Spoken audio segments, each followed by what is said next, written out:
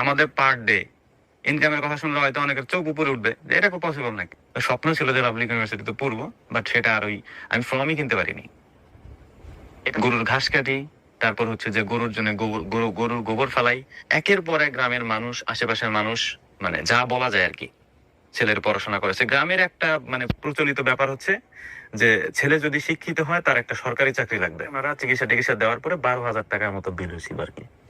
তখন আমি চিন্তা করছি যে এরকম যদি হয় তাহলে আমার এই খামার চালানো সম্ভব না, এটা আমার বন্ধ করে দিতে হবে। মানে একটা বাঘ ঠিক করতে যদি আমার 12,000 টাকা লাগে, বাট বাঘ ঠিক হয়নি, বাট কানা হয়ে গেছে আর কি। এরপরে ওই চিকিৎসা সম্পর্কে আমি একটু জানার চেষ্টা করি যে এটা সমস্যাটা আসলে কোথায় হইলো। জানতে জানতে অনেক গবেষণা করার পর ওই সেম চিকিৎসাটা আমরা এখন 30 টাকায় দিই, এবং আমাদেরকে ফোন দিলে এই সমস্যাটা যে কি করবো পরামর্শ দেয়, হ্যাঁ, মানে গরুর খামারিদের জন্য 24 ঘন্টা। আমি ধরুন বললাম যে আমি একজন কৃষক, রাখা